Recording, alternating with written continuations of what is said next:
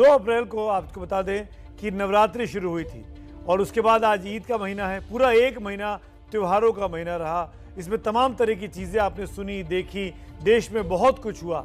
लेकिन इसके साथ साथ एक चीज़ विदेश में भी हो रही है और वो ये कि प्रधानमंत्री मोदी इस वक्त इस साल की अपनी पहली विदेश यात्रा पर हैं। वो कल जर्मनी में थे, आज कोपेनहेगन पहुंच चुके हैं, दूसरे देश में पहुंचे हैं और वहां पर भी जोरदार स्वागत की तैयारी चल रही है।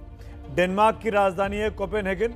ये तस्वीरें जब प्रधानमंत्री पहुंचे थे उस वक्त की तस्वीरें स्क्रीन पर आपके सामने हैं। कुछ ही देर में कोपेनहेगन में रहने वाली भारतीय कम्युनिटी को, इंडियन डायस्पोरा, भारतीय समुदाय को एक एड्रेस करने वाले हैं प्रधानमंत्री नरेंद्र मोदी। उनका संबोधन होने वाला है। ये तस्वीरें दिन की हैं जब वो कोपेनहेगन पहुंचे थे। वहां की राष्ट्राध्यक्ष से उनकी मुलाकात हुई, काफ़ी देर तक लंबी चर्चा हुई और इस विजिट के, प्रधानमंत्री की इस अति महत्वपूर्ण यूरोप विजिट के बहुत से मतलब भी निकाले जा रहे हैं, खासकर तब जब दुनिया रूस और यूक्रेन की लड़ाई से जूझ रही है। शांति दूत बनकर पहुंचे हैं प्रधानमंत्री मोदी और किस तरीके से युद्ध का समापन हो, उसमें क्या भूमिका भारत और भारत के साथ ये 3 देश जर्मनी, फ्रांस और स्वीडन निभा सकते हैं, उस पर चर्चा हो रही है। ये बहुत ज़रूरी है। प्रधानमंत्री मोदी की तस्वीरें कल भी हमने आपको दिन भर लाइव दिखाई जर्मनी से। मेरे सहयोगी प्रणय उपाध्याय उन तस्वीरों को आप तक लेकर आए हैं। प्रणय उपाध्याय एक बार फिर इस वक्त कोपेनहेगन के उसी हॉल से मौजूद हैं जहां पे कुछ ही पलों में प्रधानमंत्री मोदी को अपना संबोधन देना है। भारतीय समुदाय वहां इकट्ठा है। प्रणय के पास सीधे लिए चलता है और बात करते हैं, जानते हैं वहां मौजूद जो भारतीय हैं वो किस बात का इंतजार कर रहे हैं। कल जोरदार भाषण दिया था बर्लिन में प्रधानमंत्री ने। प्रणय, आज क्या होगा? आज वहां रहने वाला भारतीय समुदाय क्या सोच रहा है, क्या जानना चाहता है?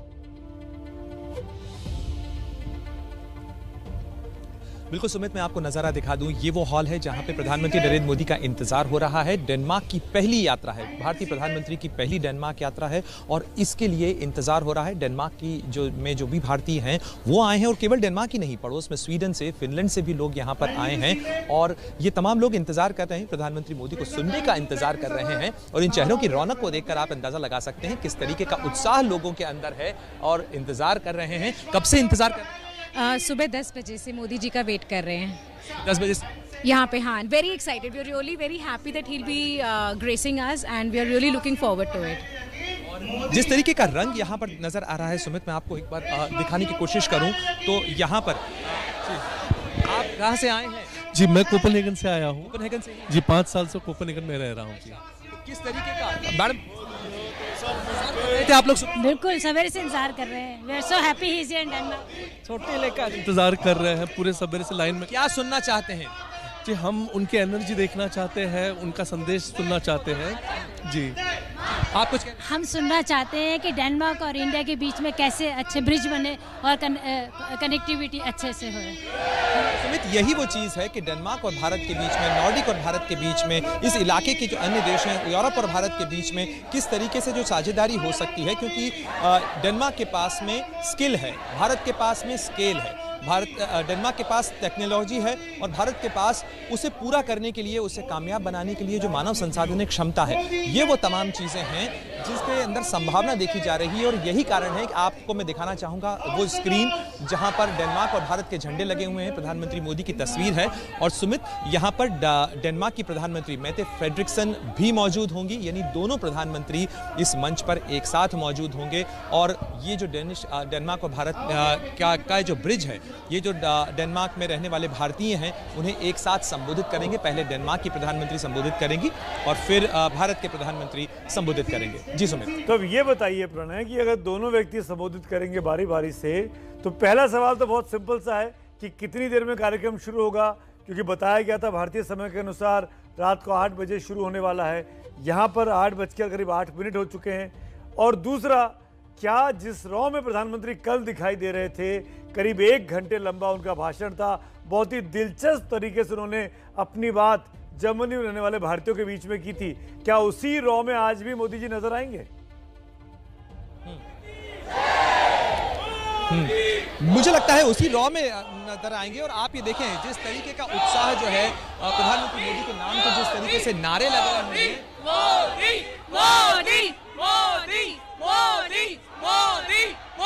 में भारत के झंडे हैं और आपको अलग अलग रंग बिरंगी पोशाकों में नजर आ रहा है। यदि डेनमार्क में इस समय एक मिनी भारत जो है वो नजर आ रहा है, इसके पीछे जिस तरीके से लोगों के अंदर उत्साह है।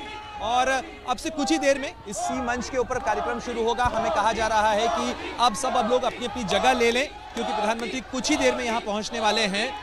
आप क्या सुनना चाहती हैं आप? भारत माता की जय, देश का गौरव। ये वो सारी चीजें हैं जो आप सुनना चाहेंगे प्रधानमंत्री से। किन मुद्दों के ऊपर आपकी उम्मीद है? I don't understand. किन मुद्दों के ऊपर आपकी उम्मीद होगी कि प्रधानमंत्री यहाँ पर आए हैं तो क्या कहें? हमें उम्मीद होगी कि वो अपनी इकोनॉमी तो है ही उनकी बहुत बढ़िया। Modi he is very great. हम we are proud of him. He is a leader, he is a dynamic leader. कुछ इस तरीके के उत्साह के साथ यहाँ पर ये जो पूरा हॉल है वहाँ पर भारत के झंडे, भारत का रंग, भारत की छटा फिलहाल सुमित नजर आ रही है और इस तरीके से ये इंतजार कर रहे हैं। आपने तस्वीरें देखी बर्लिन की और बर्लिन के बाद कोपेनहेगन जो है वो भी उसी उत्साह के साथ स्वागत करना चाहता है। सामुदायिक जो कम्युनिटी एंगेजमेंट है उसका सिलसिला आपको पता है सुमित कि कोविड के कारण रुका हुआ था। प्रधानमंत्री ने यूरोप के साथ इसकी शुरुआत की है। बर्लिन में पहला एंगेजमेंट हुआ और दूसरा एंगेजमेंट अब कोपेनहेगन में। जी प्रणय, हमने कल देखा था बर्लिन में जब प्रधानमंत्री मोदी वहां मौजूद थे तो भारतीय कम्युनिटी ने करीब 3-4-5 घंटे बहुत बड़ा एक कल्चरल प्रोग्राम किया। दिन भर वो लोग इंगेज रहे, सब लोग इकट्ठा हुए, कई सैकड़ों मील से चलकर वो बर्लिन पहुंचे थे। वो तस्वीरें अद्भुत थी। वो तस्वीरें हम इस वक्त स्क्रीन पर दिखा भी रहे हैं। कल जर्मनी में थे, आज डेनमार्क में हैं। दोनों तस्वीरें हैं इस वक्त स्क्रीन पर। प्रधानमंत्री मोदी का इस वक्त कोपेनहेगन के बेला सेंटर ऑडिटोरियम जो भारतीय समुदाय का था वहाँ पर इंतज़ार हो रहा है। लेकिन मैं ये जानना चाहूँगा प्रणय आपसे, आज के इस संबोधन के दौरान कल जो अचीवमेंट्स उनकी सरकार के दौरान हुए हैं बीते 8 सालों में, वो उन्होंने गिनाए। उन्होंने डिजिटल इंडिया की बात की, डिजिटल पेमेंट्स की बात की, उन्होंने करप्शन कम होने की बात की। अब आज नया क्या होगा? ऐसी क्या चीज़ है जो स्वीडन से भारत को सीखनी चाहिए? क्या उस पर कोई तवज्जो देंगे? क्योंकि ये वो मुल्क हैं दुनिया के जो हैप्पीनेस इंडेक्स में बहुत आगे हैं, सर्वोपरि है लगभग पायदान में। निश्चित रूप से बहुत सारी ऐसी चीज़ें होंगी जो मुझे लगता है कि स्कैंडिनेविया, ये जो नॉर्डिक का जो इलाका है, स्वीडन, फिनलैंड, डेनमार्क, इन इलाकों से में आने पर प्रधानमंत्री के भाषण में देखने को मिल सकती है। जहां हमने जितने लोगों से बात की उन सब का कहना था कि इन देशों के पास में तकनीक है और भारत के पास मानव संसाधन है। इन दोनों के बीच में बहुत एक नेचुरल पार्टनरशिप हो सकती है। तो निश्चित रूप से प्रधानमंत्री ने आज जो डेनमार्क के प्रधानमंत्री के साथ बातचीत के दौरान जिन समझौतों पर दस्तखत हुए वो भी इसी लाइन पर हैं। ये वही सारी चीज़ें हैं कि किस तरीके से भारत की जो चुनौतियां हैं, चाहे वो वाटर क्राइसिस हो, या फिर ग्रीन टेक्नोलॉजीज का मामला हो, वो महंगी तकनीक जिनमें रिसर्च इस इलाके की ज़्यादा है, इन देशों के पास में तकनीक है, लेकिन मास प्रोडक्शन के लिहाज से, आईटी पावर के हिसाब से भारत उन्हें किस तरीके से कमर्शलाइज करने में मदद कर सकता है। ये वो तमाम चीज़ें हैं जो इस उत्साह के बीच भी प्रधानमंत्री भाषण में वो संदेश देने की कोशिश करेंगे। साथ ही भारत की जो आने वाले समय की जो चुनौतियां हैं, चाहे वो इलेक्ट्रिक व्हीकल्स हों, मोबिलिटी की चुनौतियां हों, ग्रीन शिपिंग हो, जिनके लिए समझौते हुए हैं आज भी, तो ये वो तमाम चीज़ें हैं जिसमें कार्बन फुटप्रिंट कम करने को लेकर, क्योंकि इस पूरे इलाके की जो क्षमता है वो ग्रीन टेक्नोलॉजीज में खासी है। भारत ये कमिटमेंट दे चुका है कि वो 2060 तक अपना जीरो कार्बन इमिशन करेगा। तो ऐसे में उस लक्ष्य को पूरा करने में इस इलाके के देशों के साथ भारत की साझेदारी महत्वपूर्ण भूमिका निभा सकती है। जी प्रणय, आप इतनी इंटरेस्टिंग बातें कर रहे हैं, लेकिन उससे ज़्यादा इंटरेस्टिंग पीछे का जो जोश है वो सुनाई दे रहा है। मुझे ऐसा लगता है और मुझे बार बार कहा भी जा रहा है मेरे कानों में कि भाई लोगों से बात करिए। मैं चाहता हूँ वहाँ जो मौजूद भारतीय लोग हैं उनसे बात करिए। क्या वो हिंदुस्तान से उम्मीदें करते हैं? क्यों वो उम्मीदें करते हैं? क्या उनको मोदी में पसंद आता है? Let's go to the public. वो लोग क्या सोच रहे हैं प्रधानमंत्री के बारे में और भारत और स्वीडन की दोस्ती के बारे में? आपको सबसे ज्यादा क्या पसंद है मोदी में? He is one of the best leader. Yeah. और आप लोगों ने आज ये कल्चरल परफॉर्मेंस दिया है यहाँ पे? हाँ, हम लोगों ने भरतनाट्यम परफॉर्मेंस दिया है। हम लोग स्वीडन से आए हैं, तो अब भी जो कल आप डेनमार्क में स्वीडन से आई हैं परफॉर्मेंस देने के लिए, इस कार्यक्रम के लिए? हाँ जी, बिकॉज ये बहुत ही it's a great honour and privilege हमको, तो हम लोग स्वीडन से आए हैं। आप तो इस तरीके से यहाँ पर सुमित बहुत सारे लोग हैं, जिस तरीके से भारत माता के नारे लग रहे हैं, भारत माता की जय के नारे हैं, वंदे मातरम के नारे हैं, और इन तमाम नारों के बीच में क्या नाम है आप? मेरा नाम सुचरिता रॉय है, मैं डेनमार्क में रहने वाली हूँ और मैं बहुत एक्साइटेड हूँ मोदी से मिलने के लिए। ये पहली बार है।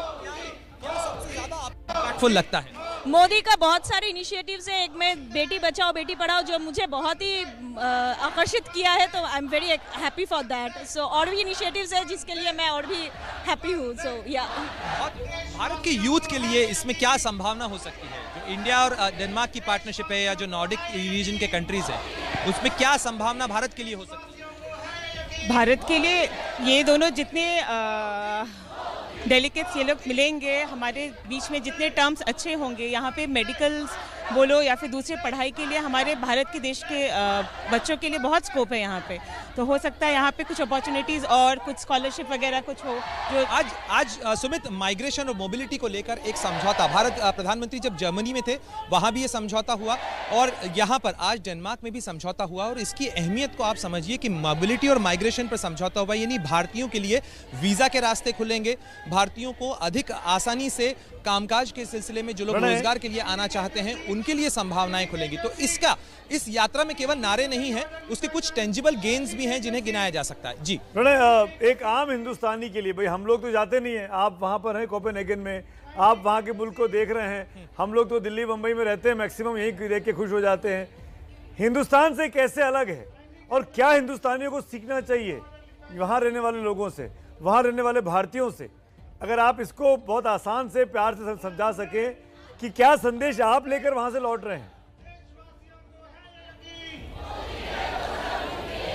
चीज़ें बहुत व्यवस्थित हैं और व्यवस्था के लिए हर व्यक्ति व्यवस्था का पालन कर रहा है, उस व्यवस्था के अनुसार चल रहा है और उस व्यवस्था के अनुसार पालन में ही अपनी सुविधाएं निकाल रहा है। ये एक बेसिक चीज़ है जो आपको इस पूरे इलाके के अंदर मिलेगी और शायद यही वजह है जिसके कारण हैप्पीनेस इंडेक्स ज़्यादा है। इसके अलावा जो एजुकेशन है, हेल्थ है, जिसमें पब्लिक स्पेंडिंग ज़्यादा है, यानी सरकारी जो पैसा है उसका इस्तेमाल किया जाता है, टैक्सेस ज़रूर हाई हैं। और आज प्रधानमंत्री ने इस पे बातचीत करते दौरान ये चीज़ कही भी सही कि जो पब्लिक फंड है उसके इन्वेस्टमेंट की बहुत संभावनाएं भारत में हो सकती हैं, क्योंकि बहुत पब्लिक फंड इन कंट्रीज़ के पास में, लेकिन वही सोशल सिक्योरिटी है, वो जो एक सुरक्षा का दायरा है वो बहुत सारी चीज़ें देता है। और अगर आप खूबसूरती की बात करें तो निश्चित रूप से दुनिया के बेहद खूबसूरत शहरों के अंदर कोपेनहेगन की गिनती होती है और ये बहुत सुंदर तो है ही सही, लेकिन बहुत व्यवस्थित है। आपको टेक्नोलॉजी का जो इस्तेमाल है, जिस डिजिटल पेमेंट की हम बात करते हैं यहाँ पे काफ़ी डिजिटल पेमेंट, जो डिजिटाइजेशन है वो काफ़ी इफेक्टिवली हुआ है। लेकिन एक चीज़ ज़रूर है कि भारत का जो IT पावर है उसके इस्तेमाल की अभी बहुत सी संभावना है। और चलिए पब्लिक के पास चलिए, बहुत सारे लोग वो लोग कैमरे देख रहे हैं, माइक देख रहे हैं, प्रणय उनको कैमरे पर आना है, let's bring them on camera. जो बात करना चाहते हैं उनको दिखाते हैं, हिंदुस्तानी जिनके परिवार के लोग देख के खुश होंगे। We love Modi. Thanks for coming to Denmark. को डेनमार्क में इंडियन प्राइम मिनिस्टर पहली बार आ रहे हैं। yes, this is the first time. कितने दिनों में आपने पूरी तैयारी करी है सब? वेल हम लोग तो अभी बस आए हैं, बट यहाँ पे ऑर्गेनाइजर्स ने बहुत टाइम से करा है। 15 दिन से लगे हुए हैं हम लोग। साइकिल रैली भी हमने अरेंज किया था और सब दोस्त लोग मिलकर यहाँ पे एक साइकिल रैली किया था, उसमें 150 से ज्यादा लोग शामिल हुए थे, उसमें मैं भी एक था। तो हमने पूरा जन जागृति किया है कि mister Modi is coming in. क्या डेनमार्क के लोगों ने भी इस यात्रा से भारत को ज्यादा जाना? बहुत ज़्यादा, इनफैक्ट इतना काम कर रहे हैं मोदी जी डेनमार्क में और जो रिलेशनशिप बिल्ड कर रहे हैं उसके लिए हम बहुत प्राउड हैं। और हम भी चाहते हैं कि ये जो उनका स्केल वर्सेस स्किल, कितना he can take this forward. So thanks. किस तरीके से इसे आगे ले जा सकते हैं, ये तमाम चीजें क्या कहना चाहेंगे? ग्रीन एनर्जी है, उस सेक्टर में इंडिया और डेनमार्क बहुत ही अच्छा कर सकते हैं, बहुत अच्छे उसमें दोनों कंट्रीज के लिए फायदा होगा। और मैं चाहता हूं कि इसी क्षेत्र में बहुत दोनों कंट्रीज आगे बढ़े। Modi we love you. Modi. आप कुछ कहना चाहेंगे? We love you. It's good to see India. We are very thrilled about this event. It's a lifetime opportunity. Yes, जरूर। देश से है प्यार अगर तो हर पल ये कहना चाहिए, मैं रहूं या ना रहूं वंदे मातरम, वंदे मातरम, वंदे मातरम, भारत माता की जय। ये जयघोष आपने भी सुने सुमित, और यहाँ पर प्रधानमंत्री का जो एडवांस टीम है वो पहुँच चुकी है और सब लोग जो हैं बस इंतजार कर रहे हैं। कुछ ही क्षणों में प्रधानमंत्री की एंट्री इस हॉल में होने वाली है और अब उनके भाषण का जो इंतजार है, जो यहाँ पे लोग कर रहे हैं, सुबह से कर रहे हैं, उनके इंतजार के वो पल खत्म होने वाले हैं और डेनमार्क की प्रधानमंत्री भी मेटे फ्रेडरिक्सन भी यहाँ पे पहुँचेंगी। दोनों नेता संबोधित करेंगे और उम्मीद की जा रही है कि इससे भारत और डेनमार्क के रिश्ते मजबूत होंगे, जिसमें न केवल आर्थिक संभावनाएं बढ़ेंगी बल्कि इस दोस्ती के साथ में दुनिया के लिए भी समाधान के बहुत सारे रास्ते खुलेंगे। तो सवाल ये खड़ा होता है, जो सबसे बड़ी चिंता इस वक्त दुनिया की प्रणय वो है युद्ध को लेकर। आगे मोदी की एंट्री हो चुकी है और प्रधानमंत्री मोदी और मेटे फ्रेडरिक्सन दोनों की एंट्री हो चुकी है। आप देखें तस्वीरों के अंदर हॉल जो है वो मोदी मोदी के नारों से गूंज रहा है। प्रधानमंत्री मोदी और मेटे फ्रेडरिक्सन जो कि डेनमार्क की प्रधानमंत्री हैं, वो दोनों मंच पर आ चुके हैं। मंच पर आगे बढ़ते हुए इस तरीके से लोगों का हाथ हिलाकर अभिवादन करते हुए इस मंच के दोनों छोर पर मौजूद लोगों का जो जनसमूह है उसको अभिवादन कर रहे हैं।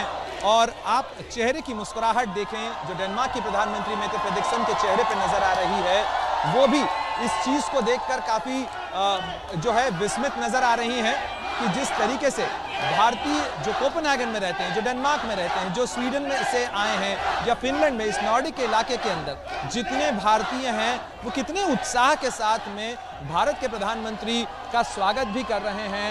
ये तमाम जो हाथों में आपको कैमरे नजर आ रहे हैं, वो तमाम कैमरे जो हैं वो कैद कर लेना चाहते हैं इस पल को अपने कैमरे के अंदर और इस उत्साह के साथ भारत माता की जय के नारे लग रहे हैं। डेनमार्क की धरती पर वंदे मातरम के नारे लग रहे हैं। साथ ही मोदी के लिए व्यक्तिगत नारे जो हैं वो लग रहे हैं प्रधानमंत्री मोदी के उस स्वागत के अंदर। और इस तरीके से ये जो तमाम लोग हैं वो स्वागत के लिए यहाँ पर मौजूद और है प्रधानमंत्री मोदी के संबोधन का, वो भी लोगों को इतना वक्त दे रहे हैं कि लोग अपना जो जोश है जिसको वो संभाल के बैठे हुए थे।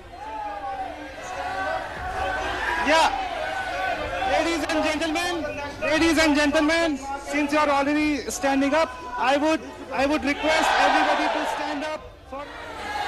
I would now. Yeah. Ladies and gentlemen, since you are already standing up, I would request everybody to stand up for the national anthems of Denmark and India.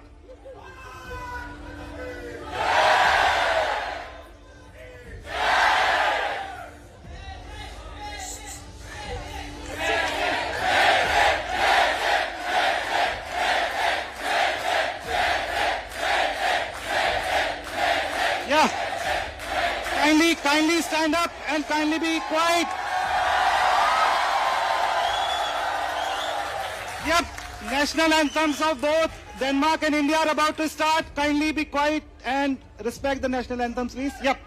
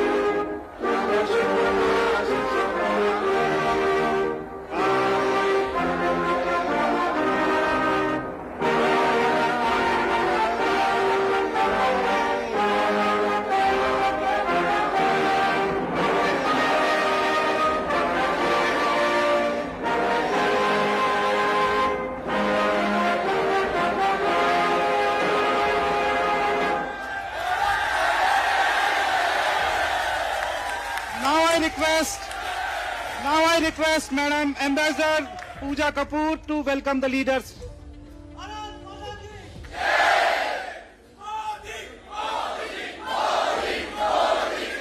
Kindly be seated.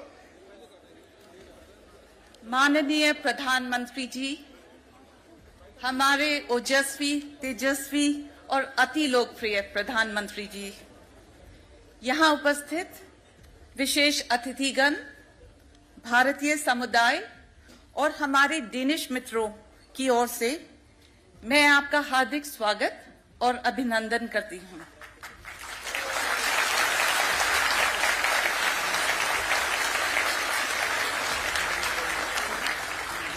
आपके आगमन से Denmark में बसा छोटा परंतु गतिशील भारतीय समुदाय फूला नहीं समा रहा है और उनमें अत्यंत गौरव एवं देश प्रेम की लहर दौड़ रही है। We are also extremely honored and delighted to have the Honorable Prime Minister of Denmark, Her Excellency Ms. Mette Frederiksen, with us today.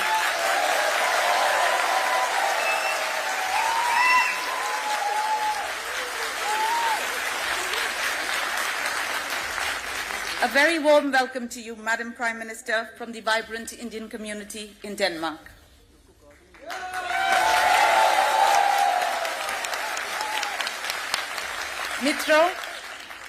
मित्रों, हमारे प्रधानमंत्री जी कुछ ही क्षणों में आप सभी को संबोधित करेंगे। उससे पहले, may I invite Prime Minister Ms. Mette Frederiksen to kindly address the gathering. Jai Hind.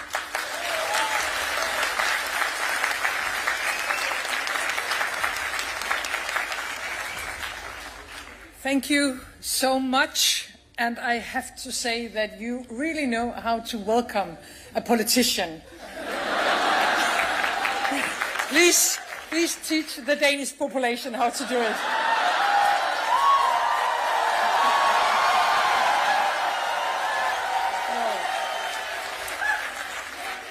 First of all, I would like to say it's a great pleasure to be here today with you.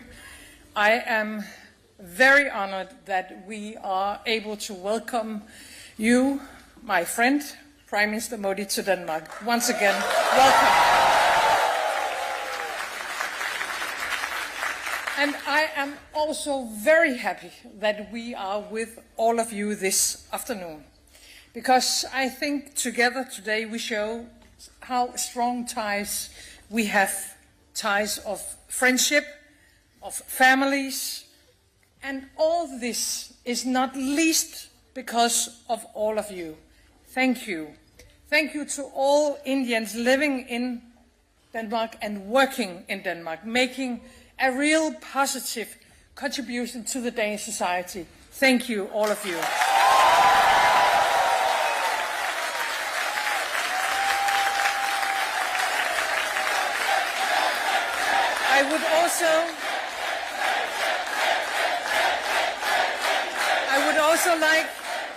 I would also like once again, please teach the Danish population.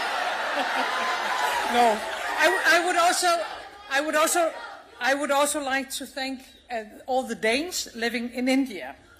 I think all of you who have changed society, but still carrying your own nation, your own culture and your own language by heart, that you link our two countries together every day in your life. You bring a part of India to Denmark and you connect us. We are grateful to that, and I hope that you are all happy about your life in Denmark.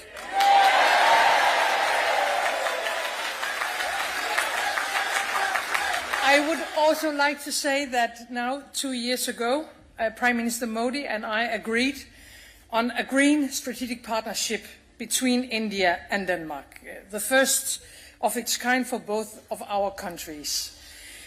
It is quite amazing for a small country like ours, Denmark, that we are the first country to have a green strategic partnership with the great India. And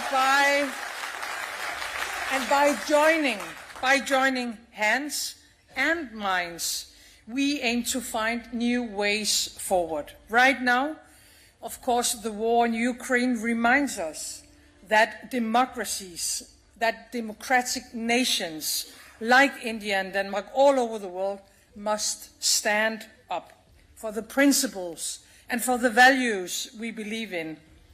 And we also need to stand very closely together when it comes to combat the climate crisis.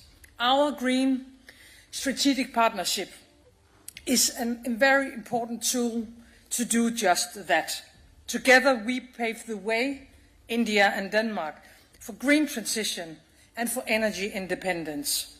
Green growth, green jobs, new opportunities for all of us, a just future for all. We have already taken the first important steps, but the potential for India and Denmark is huge.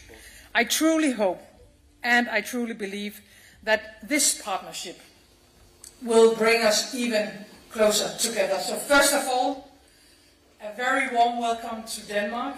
Thank you for allowing me to participate this afternoon, and please allow me now to introduce my friend, Prime Minister Modi.